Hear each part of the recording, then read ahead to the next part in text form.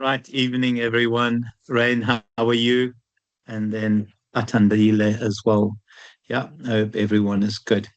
Right, a very quick update on what's happened in the world in the last week that affects your business directly. Things that have happened that will have an impact on the business that you're in.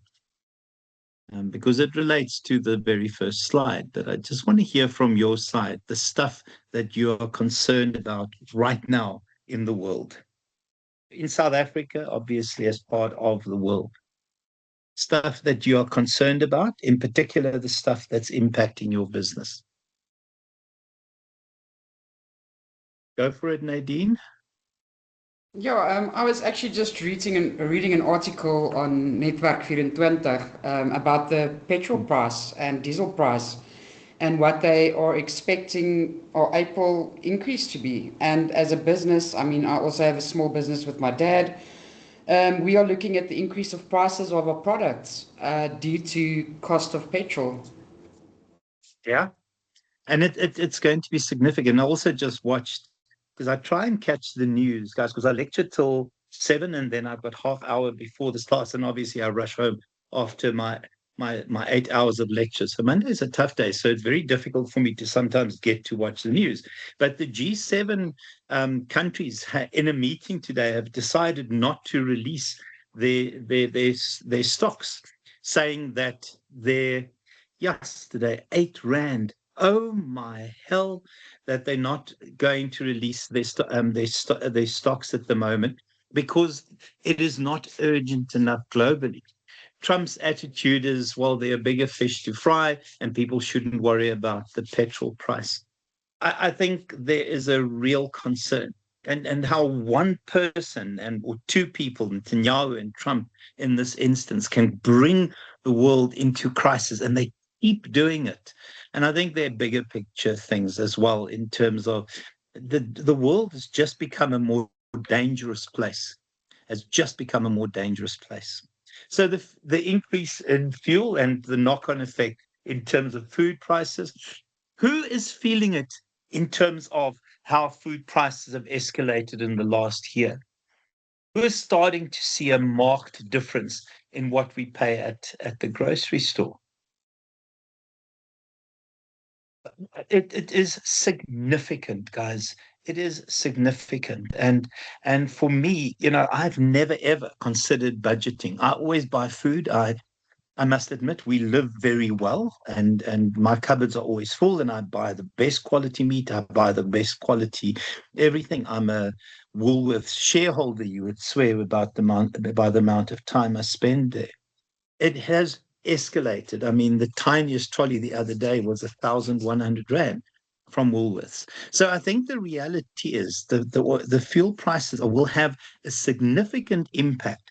I'll talk about that, Althea, in a second, but the oil prices and petrol prices will have a significant impact on ordinary households who are already tight in terms of their budgets, in terms of electricity costs, just jumping through the roof, etc. Um, Anyone knows what Althea's thing is called, where the packages get smaller, but essentially, we pay more for it?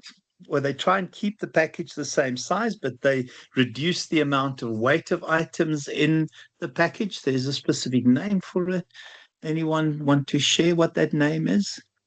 You might have come across this term, shrinkflation. Spot on, Nicole. It started with the coffees. It started also, one of the classic examples was all gold tomato sauce that went from 750 mil to 705. So strategically just swapped the zero and the five around and gave us 45. Yeah, milk as well gave us 45 mils less. Now, people say, oh, it doesn't happen. But over time, the same thing with toothpaste. Yeah. So the idea of shrinkflation is real. It happens in coffee as well. In particular, those of you that buy expensive coffees, and I buy expensive coffees because, yeah, I don't have many cups a day, but when I'm going to have it, it has to be very, very good. So the reality is the knock-on effect in the world is going to be significant right down to household level. Businesses are going to struggle to make ends meet. And we can't keep passing price increases across to our customers because customers are already cash strapped. Customers are already cash strapped. The South African government, if they are logical in their thinking, they would put a suspension on the taxes that we pay on petrol for a short period of time, just to make South Africans survive a little bit easier. Because I think 50% of whatever our petrol price is in the form of taxes. And it is just, I mean, it's just what corruption has done in terms of affecting the ordinary South African.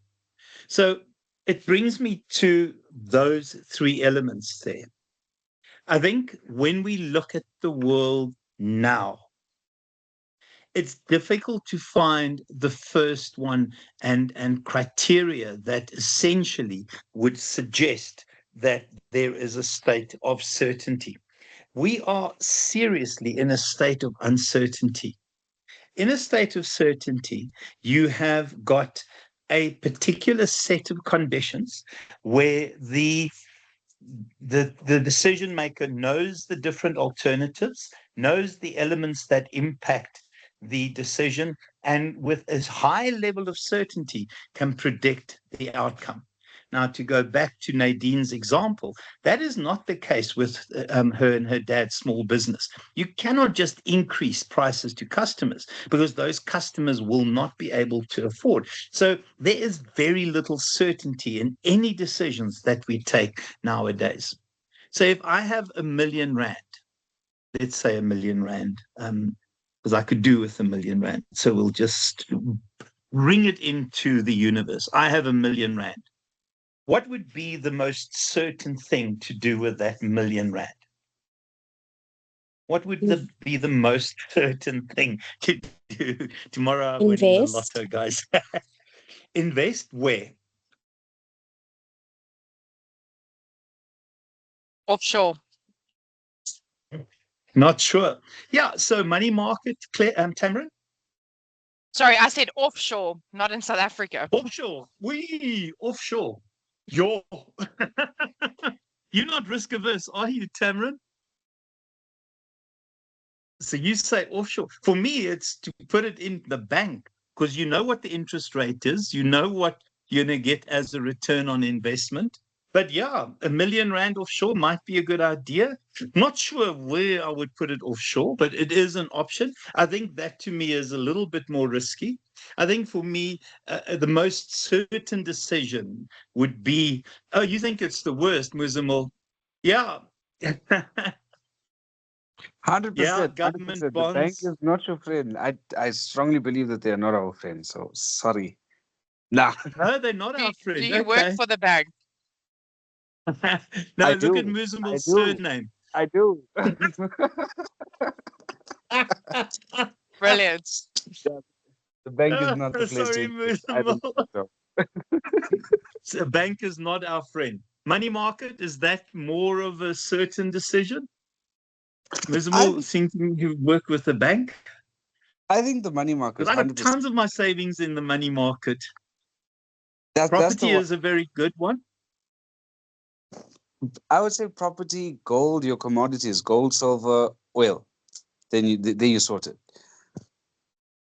Okay, but those have risks associated, although gold would be the most certain of the lot because we know that when there are crises in the world, people turn to gold. And I mean, the gold price is at an insane high. I thought the other day of selling my wife's wedding ring, but that might cause other problems for me, like early death, which I'd like to avoid. State of risk. So here we have each alternative available. We have an idea of the payoffs and the costs, and also we have the sort of probability of outcomes. I think that the problem with the state of risk is that we cannot be certain of the probability of those outcomes. The state of uncertainty, I think, is where a lot of us are right now. I think we don't know all the alternatives. And Muzamil, you're right. I tend to default because ek is Afrikaans and out na die bank toe because I trust the bank. I think that is a dangerous assumption. But I think the reality is, in a state of uncertainty, you don't have all the alternatives. You don't know what risks are associated with those. And you also don't know what the consequences are. What would be the most risky thing and uncertain thing to do with the R1,000,000? The most risky and uncertain thing. I mean, Spend it in all one go. Who said that? Muzamil says under your bed. Yeah, no. I think it's Also, crypto. I think if you buy, uh, if you spend it on, oh dear Lord, help us, Kakamba, Betway. Oh yeah, no, that's ridiculous. That's silly. Or to buy cryptocurrency. Who are the cryptocurrency owners here? Geez, Felicia, yeah, no, gamble is crypto for me is always plenty crypto. Bitcoin, or which versions do you have? Yesterday, boy, crypto is the way. Yeah, Bitcoin, or have you got what other alternatives are there? Oh my gosh, Muzamil. Geez, you're a So, radical thinker, boy. The government is watching this recording, eh? Go for it. no, so the thing is, with crypto, right? A lot of people have a misconception of how the coins are. But the coins that I have Cardano and Ripple. Okay. Obviously, Ripple is the combination of the pound, the euro, and the dollar, right? So if Yeah, anything goes yeah. south, everyone's going to invest in that, and then you're going to make millions someday, yeah. And then Okay. Cardano is more You could about also lose a lot. you could. It's risky, but logically thinking, if our economy is going down and the rand's going down, I'm going to want to put my money somewhere else. But now, if this is happening to the Yeah, States yeah. and the United Kingdom, they're going to try and join forces. So when they're joining forces in that time frame, you can make money. Once the time frame is lapsed, you need to get out of it very Okay. quick. Pump and dump. 100%, 100%. But for long term, I would say Bitcoin. Okay. So if I were your client and I came to you in a bank, is this what you would advise me? Actually, I'm not a financial advisor, so but I would advise to rather invest in crypto. Don't invest in the bank. Like also, did you know, for example, right? Nedbank, FNB, and Standard Bank, right? The Standard Bank building in Joburg, that's owned by Nedbank. The Nedbank building in Sandton is owned by Standard Bank. These guys are paying each other rent, and we are out here doing the most for what? Yeah, yeah. Yeah, no, you're right. I've been with Standard Bank so long that I can't remember when I joined them. Um, Learn more, Betway. Are you insane? So what do you bet on in Betway? Oh dear Lord, Betway is the cause of a lot of misery in this country. Learn more. You haven't learned a lot, my boy. Sorry for the joke about your name there. Please unmute yourself and tell me why Betway is the safest option. Go Nompumelelo. Tell this person not to be silly. Go Nompumelelo. It's a game of chance, and statistically, you would probably lose more than you would gain. Also, it's addictive, so your Yeah, no, chances there of are actually lots of it, gaining, and they make it yeah. look like a video game. And there are Mm, lots of research done on Betway and the fact that it does look like a video game, and that mm, creates risky betting. mm. Thank you for that. Anything else? Sorry, Nompumelelo, I interrupted you. No, I was just gonna say, I think if you're gonna do anything with your money, the risk really for me is putting all of it in one place. So even in the worst case scenario, if you're to gamble, it's a bad idea to gamble all of it, to invest all of it in one single place. So I would say Okay, that for nice. me is the biggest risk. What do you do as a job, Nompumelelo? I am a remuneration and benefit specialist. Oh, very cool. Very nice. Thank you. Okay. Yeah, I know where to come for all my questions, wider portfolios. I'm waiting for Learn More to say stuff. Where's Learn More?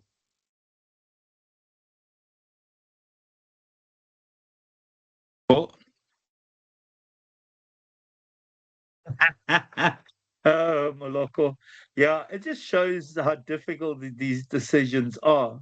And I pay attention in Warren Buffett's views on the world. Oh my gosh, Moloko. I didn't know that he said that though. Okay. So, guys, in business, we have these kind of decision-making conditions, and it just is further complicated by how complex the world is. Some of the connects that we see in the world are so subtle that even saying something is a state of risk based on the fact that we might know what the potential alternatives are. You can never account for all the potential alternatives. I think the subtlety in the environment and the connects that we sometimes cannot make predictions about are what makes taking decisions in business nowadays very, very difficult. So in terms of those, I think for me, yeah, the chance of making a bad decision is when you're hovering here. But remember, the greater the risk, the greater the uncertainty, the potential for the greater the return. And I think a lot of companies live in this place and have to make decisions within that specific area. Right. So let's look at some of the decision-making options that we have. The first one is the classical decision-making model. It is prescriptive, it is a process, it is logical, it's rational, and essentially decisions that, if you follow this, should be to the best advantage of the organization. I'm going to flip this question slightly. What is the danger with the classical decision-making model? Even though the assumption that managers are logical and that they serve the interests of the organization. What potentially can go wrong if you use only the classical decision-making model? Go for it, Nadine. So just looking at my work environment, if you use the classical decision model, they don't see out of the box, they don't use creativity. So they get stuck in olden ways, like some lecturers that we have, and they forget how to move forward and how to be creative with what comes with the change in our environment. Absolutely. It limits innovation because part of pushing the envelope is that you need some right brain thinking. The classical model is not ideal for right brain thinking. Oh dear, am I one of those lecturers, Nadine? Old style autocrat. I'm not going to say that I'm also Gen X, so I'm just going to keep quiet. Yeah, no, I'm very sensitive. You know that. Thanks, Nadine. Okay, so essentially here, the model is this. So when we face a decision, we go and try and obtain complete and perfect information. Is that possible? It is so unlikely. It is nearly impossible to have all the information. Yeah, analysis by what paralysis by analysis, I think, to tie in what Kensani had said. It is slow, it is tedious, it doesn't work. Yeah, and again, you get to a point where you spend more time taking a decision, and by the time some opportunity might have been an opportunity, it's been pounced on by someone else. It is about eliminating uncertainty. I think the fact that the world itself is so complex suggests that it's impossible to eliminate uncertainty. And the fact that you think you can work rationally and logically in a world where everything has gone crazy is impossible. And the idea is that it serves the best interest of the organization. It ties in with what we would have had as our classical approach to strategic management. You take a group of executive managers, you stick them in a cozy place. They write a wonderful vision, they write a wonderful mission statement, they do a SWOT analysis, they write wonderful long-term objectives, they create strategies that will act as the roads that we travel to get to those objectives. The reality is strategic plans now become obsolete so quickly that most of the strategies that organizations essentially foresee into the future tend to become stale very, very quickly. And I think that's the danger with this. You'll end up being very stale, and the organization runs the risk of being stale. So if we look at the rational decision-making process, so the first bit is to recognize that there is a decision. So often the first part of it, and let me just quickly show here, is, and this is sorry, just hold on a sec. The first bit is to separate the cause from the symptoms. Just do the brush. Where if we look at the cause, it is sitting at the core of the decision. Often there are so many symptoms that are obvious. The danger with focusing on the symptoms is that you end up with 10 decisions instead of taking one decision that addresses the cause.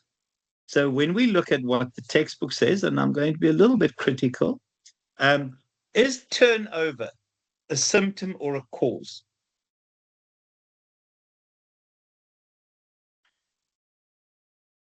And again, this is the issue that I have with this model. Is turnover a cause or a consequence, Felicia? It is a symptom. Absolutely is a symptom. There could be so many reasons. And remember, and can I just say, organizations still use checking employee turnover as a strategic measure of how healthy the organization is, or how psychologically healthy the organization is. What could be the cause behind that? It could be anything from a bad organizational culture, poor management. I mean, it doesn't really matter. But this, to me, is a symptom. So the fact is, the first job of the manager is to separate the cause from the symptoms. Now, that requires investigation. So your focus is on this. Sorry, Valencia, you can see how this is a consequence of something else, turnover. What else could cause high turnover? Bad organizational culture, poor management. What else could cause that? Go for it, Nompumelelo. Sorry, in my field, it's always pay and benefits. Is it always salary? Okay, interesting. I think a lot of people, when they struggle to articulate other issues within an organization, they feel like pay me for my troubles. So sometimes it's leadership issues, toxic work environments, but people, well, to a certain extent, you can pay someone for their trouble, but then at some point it plateaus, then it's the conversation of you can't pay me enough for this. So there's usually that back and forth. I mean, that's spot on. And often people's unhappiness is so difficult to pinpoint, so they default to its salary. Sometimes the itch is so complex to describe that we just go to the default of salary. Go for it, Sonika. Hi, everyone. So I'm sort of on the other side of things. My area of expertise is labor law. So it's quite interesting where most of the cases that I deal with, it's actually nothing to do with the organization. It's actually the employee and their personal problems, be it a drug abuse, alcohol abuse, and that's obviously also very much area related and the type of environment that you're dealing with. But then the company decision would, if we're dealing with a case of alcohol abuse, then the company's decision would be along the lines of what do we do, what do we implement, how do we help? And we've actually seen quite a big, positive in terms of the staff turnover when the company decision is then to look at, like you say, the cause, and then implement something to actually help these people overcome their personal problems. So that's sort of from the employee's side, I want to say. Wonderful. Thanks, Sonika. Can we see how complex it is? And I think if you are going to use this model properly, you need to spend a lot of time on what the actual cause is. I think there is so much. alcohol abuse and things like that, those are also symptoms. Hey, guys, those are symptoms. They're never the cause. That is the consequence of something else. I like the lack of appreciation. That is a cause, Kensani. That is a cause. Yeah, it's also interesting, Sonica, as an aside, my master's degree is actually in labor law, which is, I don't know why I need to share that, but that's an aside. Then, and again, guys, so it's the way you use the model. So once you've isolated that, for me, it's almost that here, go for it. Somebody spoke. Okay. So once you've isolated that cause, the second step in the process is to look at, now, why have I got this open here? Silly man. So is to look at alternatives. So often it means that in addition to identifying the cause, is that I like the idea. So it's amending the model slightly, that you set an objective of what the solution would look like. So, and I'm going to try and say it differently, what that cause would look like once it's been effectively dealt with. So for me, often before you can even start on alternatives, it is almost to take a step back and ask the question, what is the ideal situation?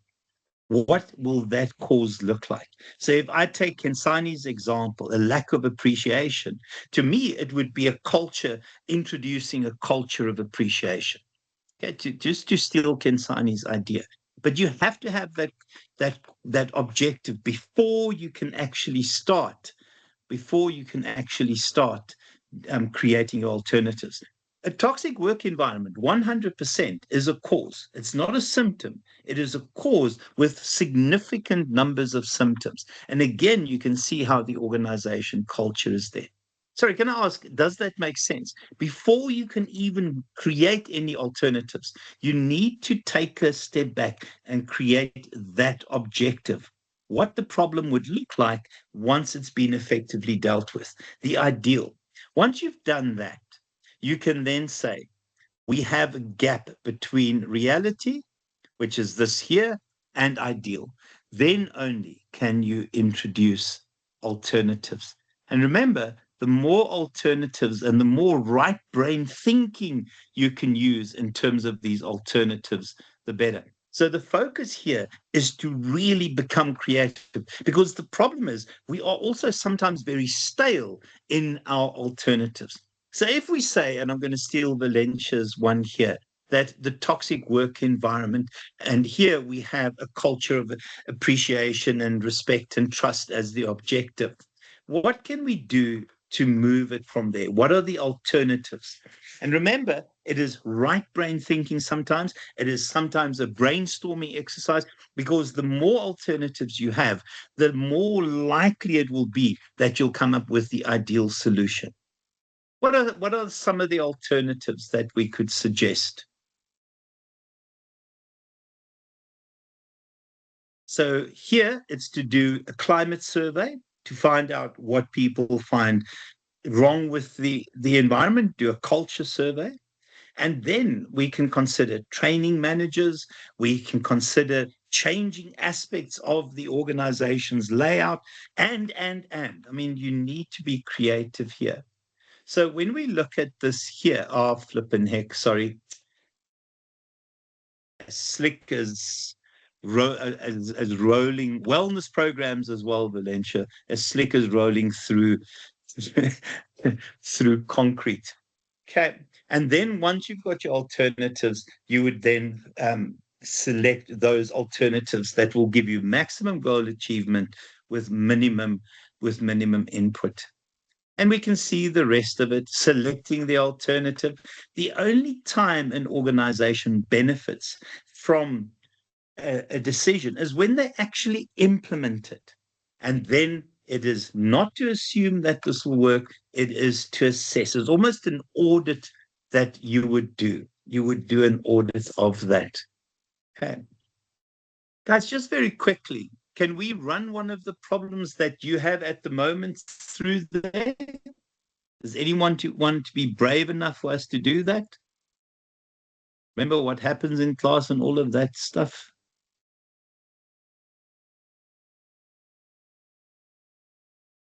Anyone want to share an issue they're dealing with?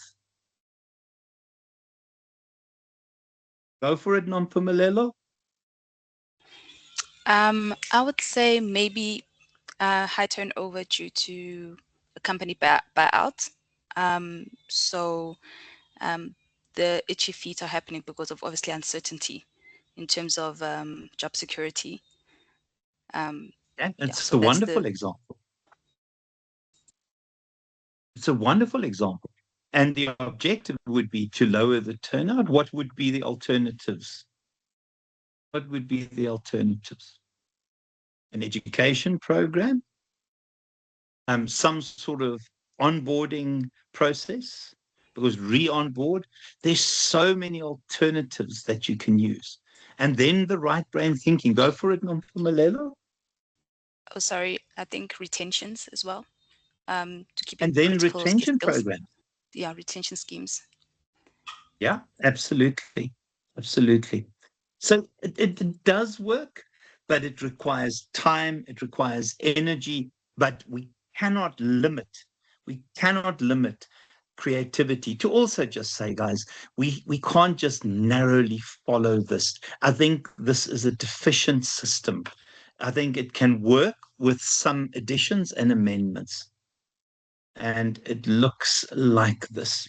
So, in terms of evaluating alternatives, I mean, this is a wonderful process.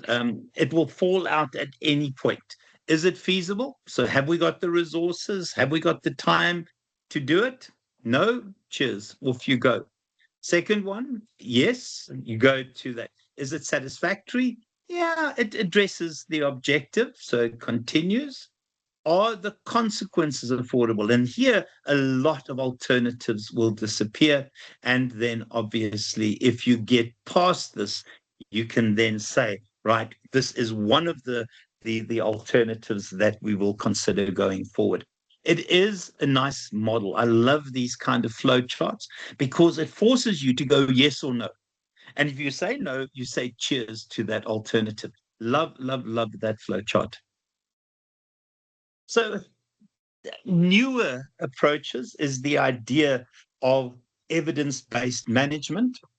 And again, it depends on where we get evidence. I think there is so much mis and disinformation available that evidence is sometimes questionable based on the source.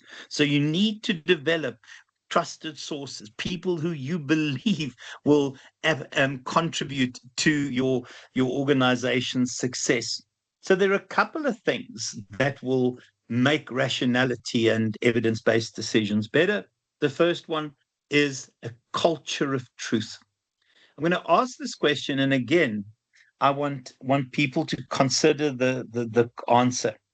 Who works in an organization where there's a culture of truth?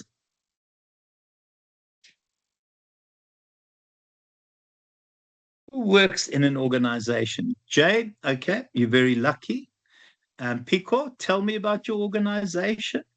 Have open feedback. I'm going to ask a different question. Is it possible nowadays to work in an organization that has a culture of truth?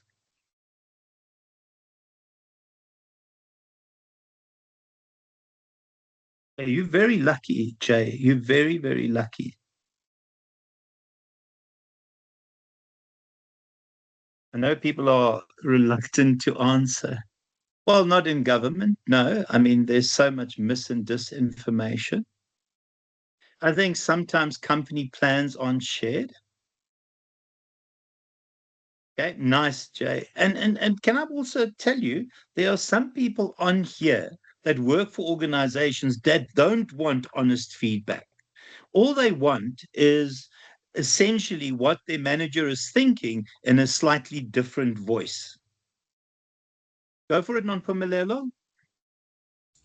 I was going to say that I think sometimes it's the difficulty maybe that we may be all having is that transparency varies. It depends maybe which division you're in, what kind of information is being shared for transparency purposes.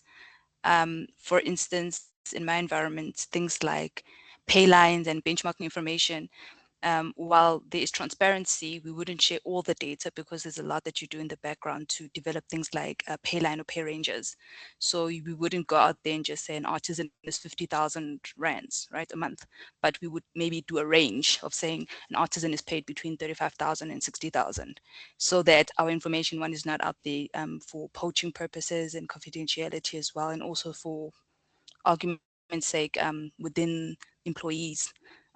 Salary comparisons and things like that. So I think sometimes when you look at things like listed companies, some financials are shared, but it's probably not going to be every single detail.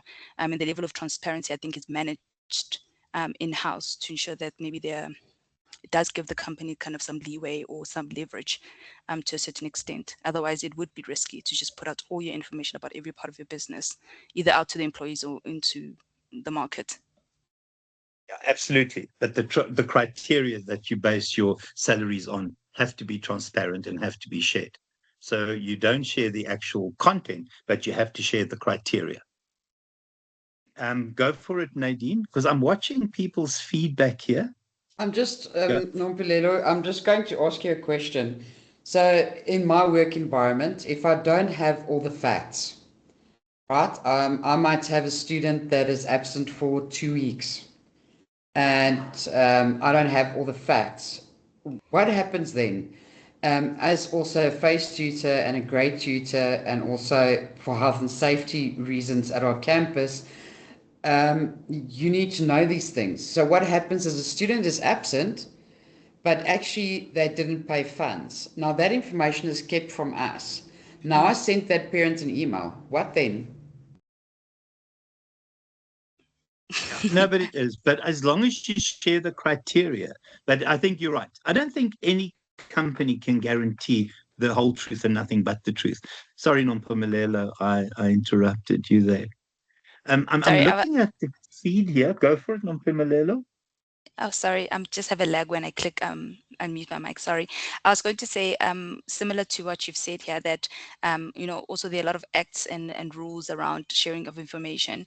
So I think from a lecturer perspective, the level of information you will receive will be so basic as to allow you to kind of continue either with processing that student or limiting access to that student, but rather than divulge that they owe the faculty 50,000 rands or whatever the limitations are, unless it's pertinent to the work that you're doing or to their studies directly, or create some kind of risk or some other issues where maybe there's a psychological issue that needs to be incorporated, especially around medicals. I would assume that if somebody, let's say, has been diagnosed recently with some kind of neurodiversity where they are now struggling with additional support, their status would be updated and that kind of information may be shared, but also at the students would have to probably give that consent, and some students, they don't do that. So similar to sometimes in organizations, some of the information that people want to share, the organizations also can't help employees without the employees sharing certain levels of information for them to be helped.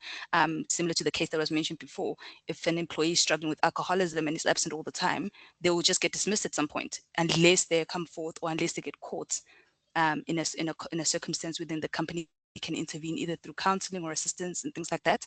Otherwise, there are very basic alternatives that need to be looked at that follow a certain protocol. So I think that's my Thanks, answer. Nompumelelo. Yeah, I think we're wandering a little bit away from the original, the culture of truth. I don't believe that you can ever 100% say that every organization has a culture of truth. I think there are secrets in companies that cannot be shared, to tie in with what was said previously. But it's building this culture of truth. I don't, and to just say it's not always guaranteed. To go for it, Gavin. Yeah, I just wanted to add, so I used to work at a very big, funnily enough, the company that used to provide the platform for Betway, so I won't take any feedback on that. Oh, but dear anyway, Lord. nonetheless, yeah, so it was a huge tech company. So you'll know some of the backstory. Because I know they've gone through a mess. Go for it. You can share. And in a lot of ways, it was a great company. That transparency, that all of the stuff. It was very much employer of choice. 100%, and all within total reason. So all the points raised here, as much was shared that was possible, that wasn't confidential or anything like this. But the biggest problem that I found was, right from the lowest person, let's say your very junior people, right up till middle management, everything was fine, perfect. There was transparency, there was openness, there was honesty, authenticity, all of that kind of stuff. But the problem was always that the exec or the C-suite didn't seem to buy in to this culture of honesty and authenticity and truth. And it started to feel, so everything was too good to be true a lot of the time. There was no budgets, it was just like money to burn kind of stuff. But it started to feel at a certain point, as they realized that they were burning, everything, they started to realize, or it started to feel like, that we were more resources than we were people. So they were, on the one hand, trying to drive this attitude that we all family and things like that. Basically, a company that says that your family is also just trying to think of a way of making you work harder without being paid overtime. But that's another conversation. But so they had it. It looked on paper like this honesty and authenticity was there. But whenever they put programs and try to implement certain things to get this, I mean, we used to do huge surveys across the company, and then our CEO would give us feedback verbatim of like the most critical feedback from the staff. And so anonymous surveys, boy.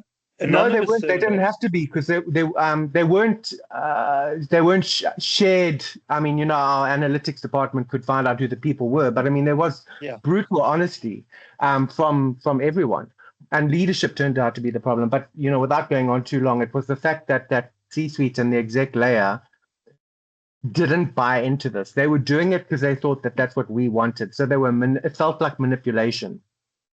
So it looked good for a while.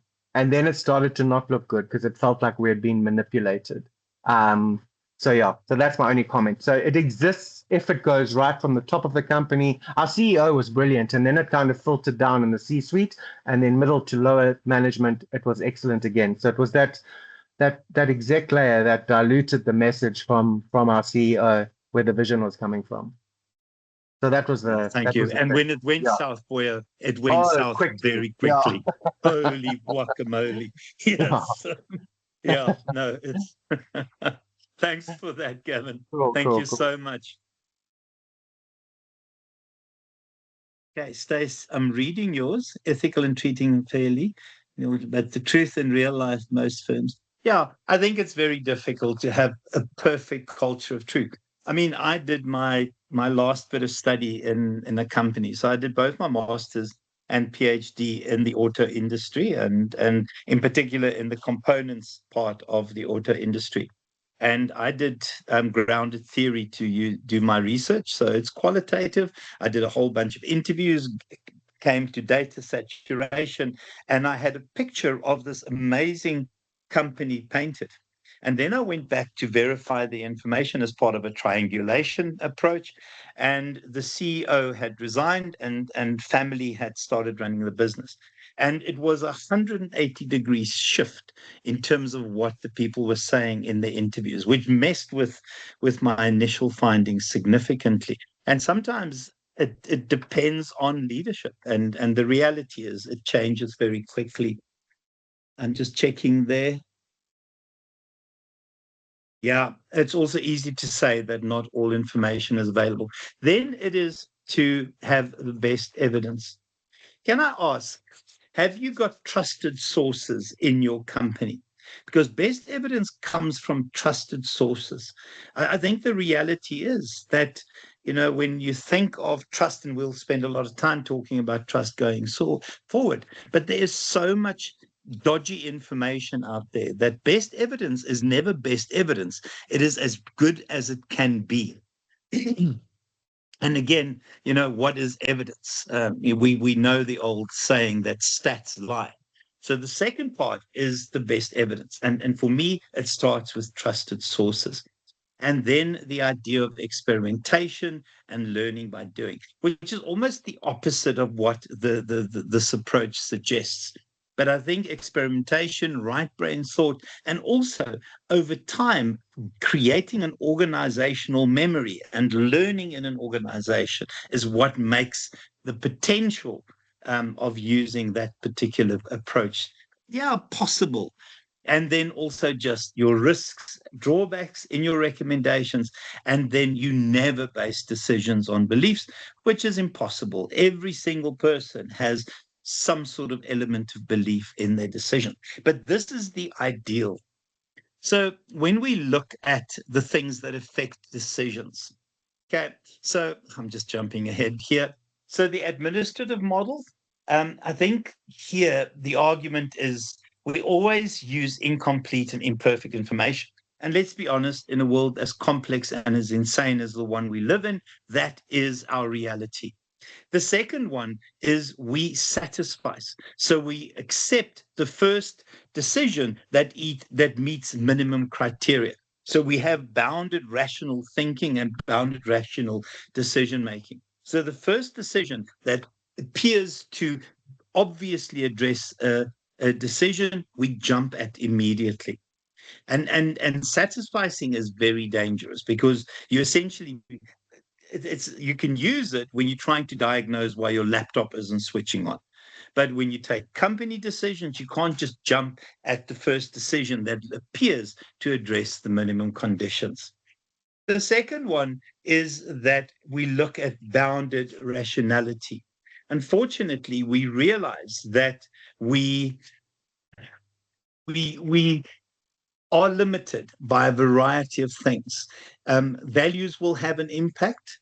Our unconscious reflexes, I think over time, managers learn to do things in a particular way, and it's almost from an unconscious perspective that we take decisions. And then also we have skills and habits that drive our decisions. Satisfying, yeah, you hope you can get to that, but you look for those alternatives, and then those that essentially meet the minimum standards are the ones that we accept. So when we look at it, you normally start off with a decision. You realize that you don't have all the information, that we will default to taking the best decision, and we'll try and satisfy.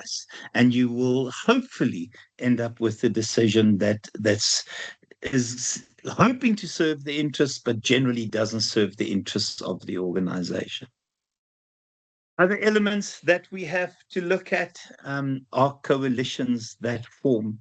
And these coalitions are often the things that stand in the way of a culture of truth. So what you do is you try and find people who look like you, sound like you, talk like you, and also take your side when it comes to decisions. And I think those are incredibly difficult. I think you'll recognize them as cliques in organizations sometimes. The second one is intuition, that gut feel. Can we still trust gut feel? When do we trust gut feel? Because gut feel is not evidence-based. When do we trust gut feel? Who sometimes will hire somebody on the basis of gut feel? And what are the risks associated with that? In an interview, I think often in interviews, if that is your only selection instrument, there's a lot of gut feel in it. And when making big decisions and there's uncertainty, people go with gut feel. You would hope that your gut is feeling accurate on that day. And then and all of you have evidenced this before, the idea of escalation of commitment. Sometimes managers take a decision and it's the wrong decision, but because they've already allocated resources to it, they believe that they'll throw more resources at this, because even though the decision is not in our favor at the moment, we believe that if we add more time, energy, effort, and resources, this will become a reality. One of the classic examples from history. Cheers, Stacey. Have a good one. Hey. A classic example from history is the candy bar design phone from Nokia. Nokia had decided that people will want the candy bar design. They will want buttons on their phone. despite the fact that Apple had launched the touch screen. And when the candy bar, and guys, remember, I wonder if it's going to give me a picture here. Hold on.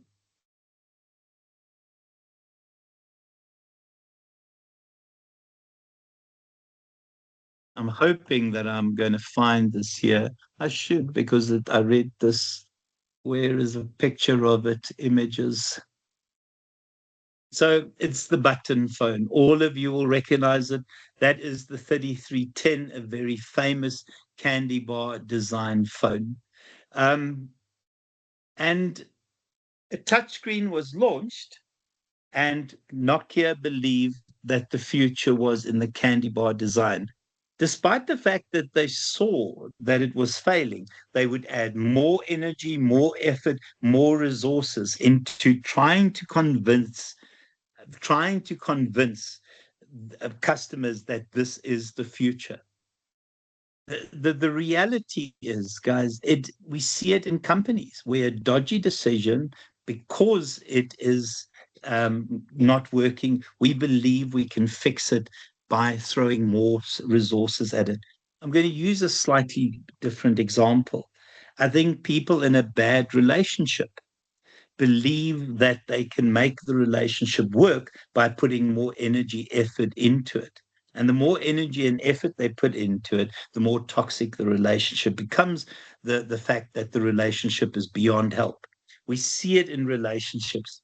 Anyone want to give me an example in their company where an escalation of commitment was evidenced just because of a silly decision that they wanted to prove to be right? Nadine and I can't share because we've got a couple of examples of that. That's what I just wanted to say. And unfortunately, I also logged into my work account and not my student account. Anything from your side? Back to office. Oh dear. Yeah. People loved working from home, and then they forced people to go back to the office. And people didn't want to go back to the office. So they pushed more and more and more. It's a wonderful example, Mbalenhle. Any others from your side? Where there was a dodgy system, there was a dodgy procedure, there was a dodgy decision, and we thought if we throw money at it, we can make it work. And take that further, Nompumelelo, Stella Artois. It's a beer. Yeah, I know what it is. Yes, I Minus worked at SAP 25% for a while. for offending a beer drinker. No, yeah, they pushed that one for quite a bit. I don't know, I'm not at SAP anymore. I'm not sure if they're able, but they really struggled with the one, and it just went on and on and on. I feel a little bit too long. When the AB and Bev merger happened, or takeover happened with SAP, they tried to bring a lot of the brands that were from overseas and try to force them here to push out the castles or to come on par. And Stella Artois, the one who was struggling the most. Corona did better, as well as Flying Fish and things like that. But Stella struggled in South Africa. Shame. Nice one. Guys, I can tell you now, all of you have had examples of this. And then your personal ethics. I think we need to understand that people have different definitions of what is right and what is wrong.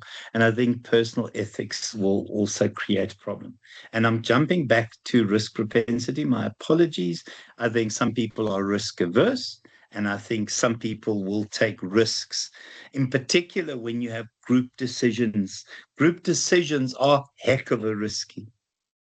This one to me is always the concern, that escalation of commitment, where we believe if we throw more money at it, this is going to be the magic bullet, the silver bullet. So in terms of groups, I think, first of all, we can bring groups into decisions, in particular when you want creativity. So I think in terms of interacting groups and teams, and remember, this is more a form of brainstorming. I don't know if anyone's ever been part of a brainstorming exercise. I mean, what makes brainstorming fantastic are the rules, and it means a lot of creative thinking, a lot of insane ideas. The more insane the idea, the better. And out of that, you can build on each other's ideas, but we often find amazing examples of where brainstorming has led to proper creativity. Delphi groups, Delphi groups on my picture here. I've been part of a Delphi group previously. So what a Delphi group does is you have a central administrative function. I'm going to call it's a coordinating administrative function. And this administrative function will send a clearly defined question to experts across the globe. So you have subject matter experts everywhere. Those experts then answer the question. They send it back to the coordinator. Oh gosh, sorry, that arrow should have done that. They send it back to the coordinator. This coordinator then consolidates those answers and again sends it back to the experts. And this to and fro process carries on until this group arrives at a consensus decision. We use it in scenario planning for organizations. It's a wonderful tool when it comes to scenario planning. The key is that these experts have to arrive at a consensus decision. It is laborious and time consuming. But then again, getting scenarios right are essential in a world where everything's gone insane.